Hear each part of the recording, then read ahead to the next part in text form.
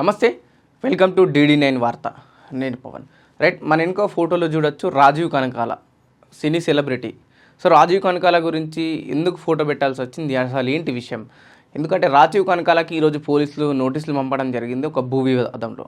ఏంటి ఏ భూ వివాదం, ఈ పోలీసులు ఎందుకు నోటీసు పంపాల్సి వచ్చిందని ఒక పూర్తిగా డీటెయిల్స్ తెలుసుకునే ప్రయత్నం చేద్దాం. రైట్, రాజీవ్ కనకాల గురించి తెలుసుకుందాం. ముందుగా నటుడు రాజీవ్ కనకాలకు పోలీసులు నోటీసులో సినీ నటుడు రాజీవ్ కనకాలకు పోలీసులు నోటీసులు జారీ చేశారు. ప్లాట్లు అమ్మిన వ్యవహారంలో సినీ నిర్మాత విజయ్ చౌదరిపై హయత్ నగర్లో కేసు నమోదైంది. ఇదే కేసు విషయంలో విచారణకు హాజరు కావాలని విట్నెస్ కింద పోలీసులు నోటీసులు ఇచ్చారని చెప్పేసి కూడా మనకు తెలుస్తుంది. ఒక భూ వివాదంలో అయితే హయత్ నగర్లో రాజీవ్ కనకాల విజయ్ చౌదరికి భూమి అమ్మడం, సో అది కాస్త ఒక వివాదానికి దారితీసింది. దాంతో అటు విజయ్ చౌదరితో పాటు ఇటు రాజీవ్ కనకాలకు కూడా నోటీసులు ఇవ్వడం జరిగిందని మనకు ఈ న్యూస్ ద్వారా తెలుస్తుంది.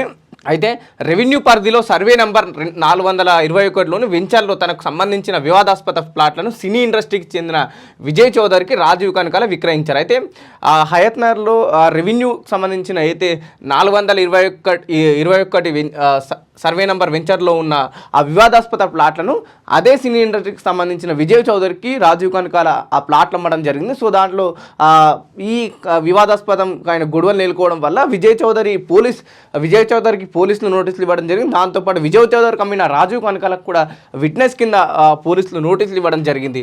అదే ప్లాట్లను మరో వ్యక్తికి 70 లక్షలకు విజయ్ చౌదరి అమ్మారని, అక్కడ లేని ఆ ప్లాట్లను ఉన్నట్టు చూపించి తమను మోసం చేశారని బాధితులు ఆరోపించారు.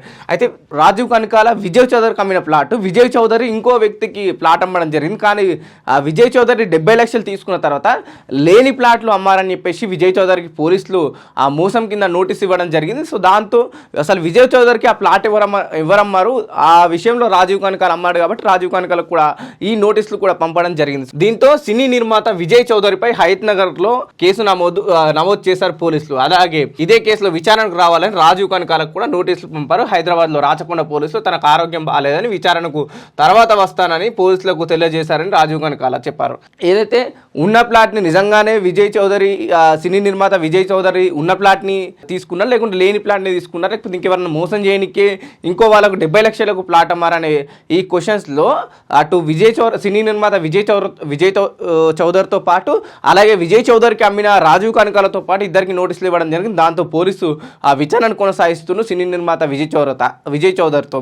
అలాగే రాజీవ్ కనకాలకు కూడా ఆరోగ్యం బాగాలేదు, నేను ఈరోజు రాలేకపోతున్నాను అని చెప్పేసి కూడా పోలీసులకు తెలపడం జరిగింది. దాంతో పోలీసులు ఏ విధమైన ఆన్సర్ ఇస్తారో అని ఇటు సినీ ఇండస్ట్రీలో కాస్త వార్త గందరగోళంగా నెలకొంది.